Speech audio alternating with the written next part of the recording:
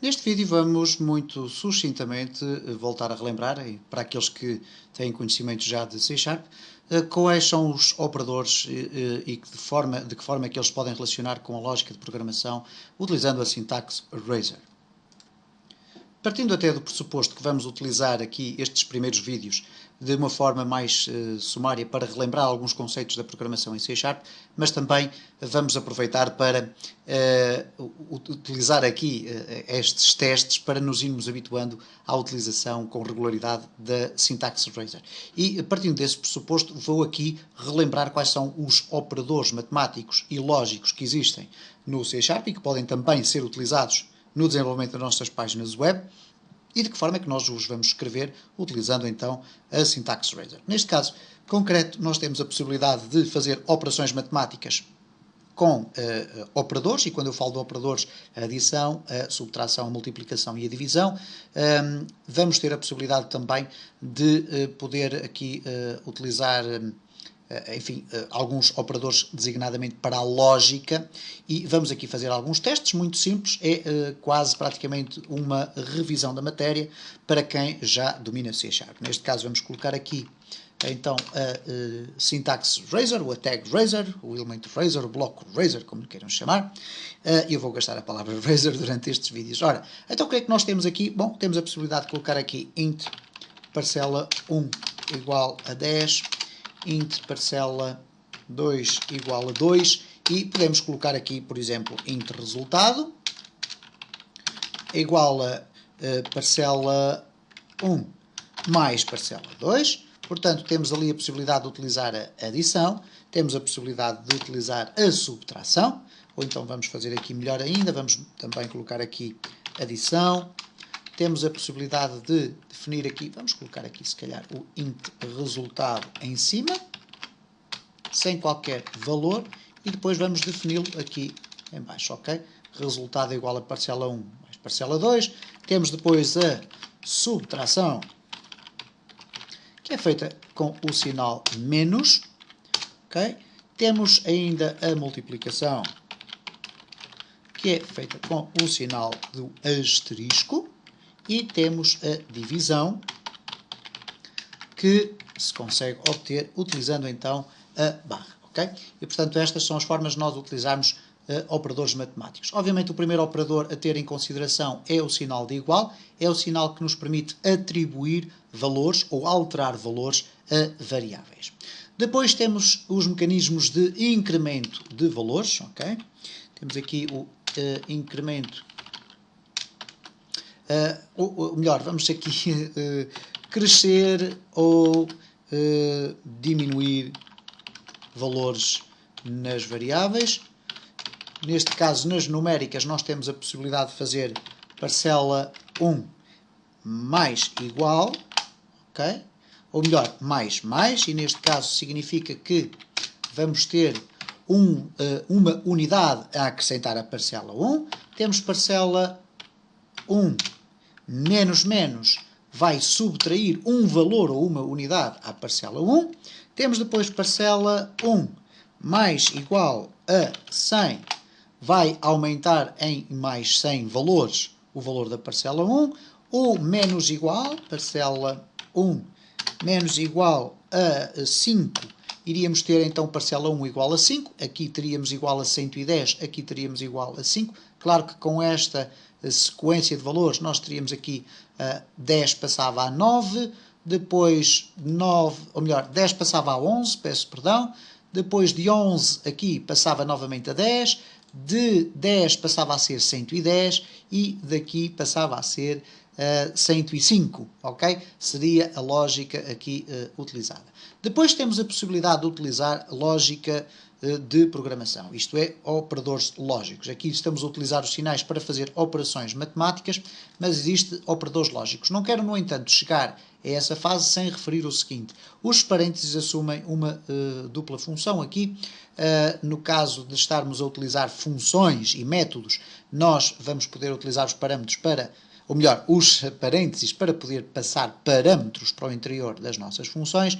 No caso das operações matemáticas, eles funcionam com os mecanismos de precedência e de prioridade de cálculo que estão atribuídos à matemática, mas também tem aquela influência que já vimos aqui, que é a seguinte: se eu colocar aqui um parágrafo e adicionar parcela 1 com parcela 2, eu não posso fazer isto desta forma, por exemplo, mais parcela 2, ok? Não tenho a possibilidade de o fazer. E dir-me-ão, bom, então, mas se calhar até dá para fazer desta forma. Colocar aqui parcela 2, parcela 1 e parcela 2. Bom, reparemos o que é que vai acontecer quando eu executar o meu código. E reparem aqui, ele vai apresentar 105 mais 2, ok? E porquê que ele apresentou esta versão ali da nossa página? Por uma razão muito simples, é que nós temos aqui o código ou o sinal mais que é interpretado como sendo um sinal do próprio HTML. O que quer dizer que se eu agora colocar aqui, peço desculpa, se eu colocar a seguir ao hat os parênteses e embeber toda esta expressão dentro dos parênteses, eu vou retirar daqui, obviamente, este sinal. Tudo isto vai ser interpretado como sendo código ou lógica de programação dentro da Syntax Razor, ok? E por conseguinte vamos ter aqui então o 107, ok? Muito bem, vamos aqui separar isto desta forma. Ok, muito bem. Vamos continuar a ver aqui os nossos operadores lógicos. E, neste caso em concreto, por exemplo, para darmos aqui um exemplo do que é a instrução if, nós vamos depois verificar no vídeo também próximo, vamos lembrar aqui como é que nós vamos fazer os mecanismos condicionais, mas nós podemos ter aqui o seguinte: imaginem, por exemplo, uma variável booleana, bool avançar é igual a true. Isto é, temos aqui uma variável que funciona quase como um interruptor. Avançar é igual a verdadeiro. E eu posso simplesmente colocar aqui o seguinte, por exemplo, vamos apagar aqui o parágrafo e vamos fazer isto. Reparem, eu vou colocar aqui a abertura e o fecho de um bloco, Razor, e vou colocar if avançar. Okay? Se avançar for igual, e já vamos depois corrigir isto, obviamente, for igual a true, então o que é que ele vai fazer? E reparem agora nesta coisa extraordinária. Vou colocar aqui P, correto, else, e reparem a seguir, vou colocar P, parou. Okay? Portanto, se avançar for igual a verdadeiro, ele vai dizer correto, caso contrário vai dizer parou. E reparem que eu coloquei aqui o parágrafo de HTML, ok? Portanto, ele vai conseguir interpretar isto. Vamos verificar se ele consegue interpretar ou não.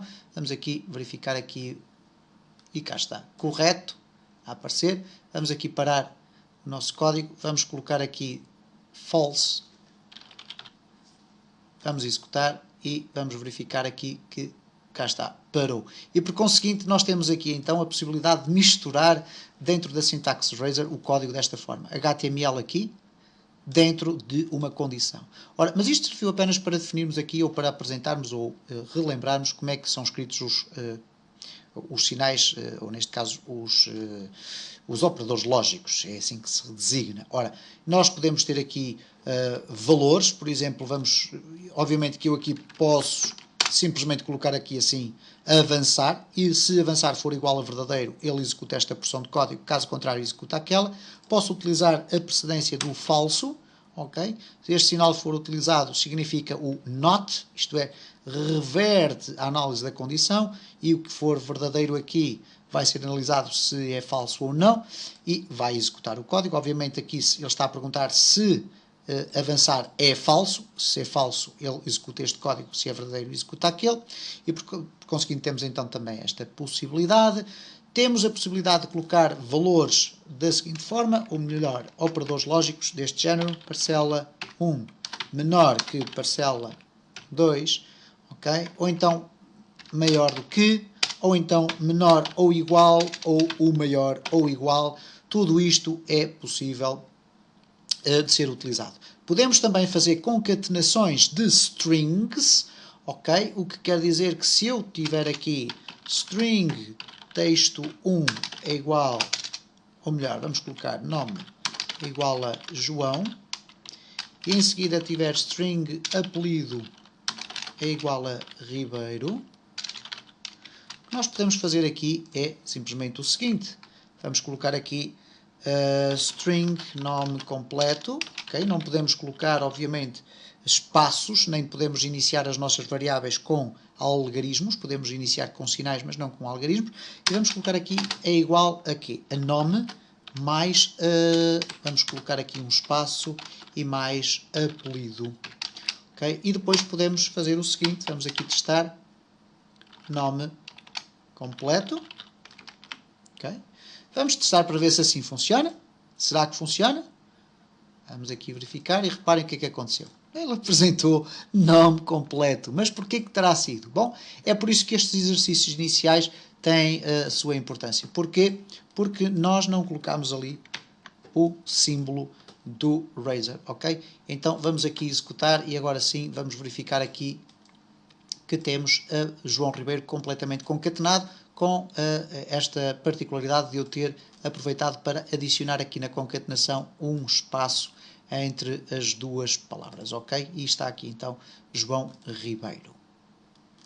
Vamos terminar apenas referindo também que nós podemos utilizar aqui alguns operadores lógicos para fazer concatenação de condições, isto é, eu posso ter aqui, por exemplo, vamos aqui eliminar tudo isto, não é necessário estar aqui, estamos apenas a relembrar aqui valores, vamos colocar aqui int v1 é igual a 100, int v2 é igual a 200 e eu posso colocar aqui qualquer coisa do género if v1 menor que v2 e, ok, e v1 menor que 100, então o que é que ele faz? Vai executar um determinado código, caso contrário executa outro, ou pura e simplesmente executa um código e tudo isso, ok? Nós podemos colocar aqui o OU, e portanto se eu colocar o I, obviamente devem-se recordar disso, o I vai verificar se as duas condições são verdadeiras, o OU é com duas barras verticais e vai verificar se apenas uma das condições é verdadeira e se neste caso for verdadeira ele executa o bloco que aqui está. Caso contrário, se as duas forem falsas, ele vai executar o código seguinte, ok? Mas bastará que uma seja verdadeira para ele executar o código correto. E não poderia deixar também de referir este aspecto, nós podemos utilizar os parênteses retos para aceder a valores dentro de um array ou dentro de uma coleção. Por exemplo, vamos aqui dar um exemplo de um array, int valores é igual a new int, e vamos aqui definir de uma forma inline estes valores, portanto 10, 20, 30, 40, ok, muito bem, e eu posso agora simplesmente colocar aqui, vamos aqui fechar esta tag toda, vamos colocar aqui um parágrafo e vamos colocar aqui, ok, eu esqueci-me, por isso é que é importante colocarmos aqui sempre este sinal e fazermos estes testes, escrever código, enfim, habituar-nos a esta linguagem e vamos colocar aqui, por exemplo, o 0, ok? E o que vai acontecer então, quando eu executar, ele vai apresentar aqui o valor 10, vamos aqui verificar, cá está o valor 10 a ser apresentado ali no meu espaço. Se eu utilizar aqui, por exemplo, 4, o que é que vai acontecer? Bom, o meu código vai estourar, porque eu não tenho 4 elementos. Tenho 4 elementos, mas não tenho o índice de 4, porque o índice do array começa no 0. Vamos verificar o que é que vai acontecer e vai haver aqui um rebento à bolha, quase de certeza absoluta. Reparem, a página vai ficar aqui a ler, a ler, a ler sistematicamente e há aqui um problema e cá está. Ele informa aqui dentro do próprio Visual Studio que houve uma exceção porque há um index out of range. Index out of range, isto é, há aqui um índice que não conseguiu ser lido porque não existe tecnicamente, ok? O mesmo acontece, obviamente, se eu quiser criar aqui uma lista genérica, uma list de strings, nomes é igual a new, a lista de strings que eu posso colocar aqui João Ribeiro Carlos, okay? E se eu agora quiser aceder a qualquer um daqueles valores, eu posso simplesmente fazê-lo da seguinte forma, nomes de 2, por exemplo, ok? E o valor que irá aparecer será então o valor Carlos, ok? Muito bem, vimos assim então de uma forma quase que mais ou menos resumida, ou apenas para relembrar, mas fundamentalmente também para nos começarmos a habituar a utilizar aqui a sintaxe do Razor, de que forma é que nós podemos tirar partido dos operadores lógicos e dos operadores matemáticos. Iremos ver mais à frente depois como é que vamos construir aqui as nossas condições, os nossos loops, etc.